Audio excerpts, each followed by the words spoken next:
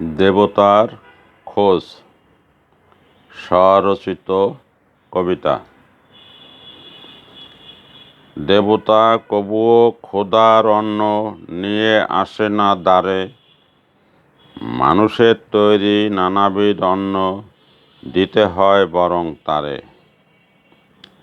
মিথ্যে বলিনি ভাই, যা দেখা যায় তাই বলেছি, নেইনি কল্পনার ঠাঁই। দেখেছি রাস্তার পাশে বস্তি হতে একটা শিশু ফুল বেচতে আসে। একটা মানুষ শোধায় তারে এই, ঘরে তোর মা বাবা ভাই বোন কি কেউ নেই? মা আছে কি যেন অসুখে শুধুই শুয়ে থাকে, বাবা নেই তাই ফুল বেচে খাওয়াই আমি তাকে।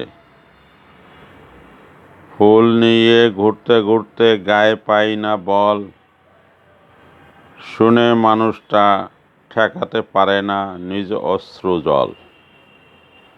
হাত ধরে টেনে নিয়ে যায় কাছাকাছি দোকানে, শুধুমাত্র পোলাও বিরিয়ানি বিক্রি হয় ওখানে। এক প্যাকেট বিরিয়ানি কিনে দিয়ে শিশুর হাতে, বলে এখনই খেয়ে নে তুই শক্তি পাবি তাতে। শিশুটি বলে মাকে রেখে কেমনে একা খাই, জগতে আমার মা ছাড়া যে আপন কেউ নাই। আরেক প্যাকেট বিরিয়ানি আর কিছু টাকা দিয়ে বলে লোকটা মায়ের জন্যে এখনই যা নিয়ে।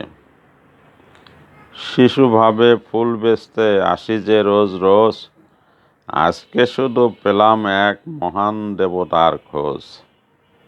এমনিভাবে আরও দেবতা যদি রোজ আসতো, অসহায় মা আর শিশুরা খুশির সাগরে ভাসত।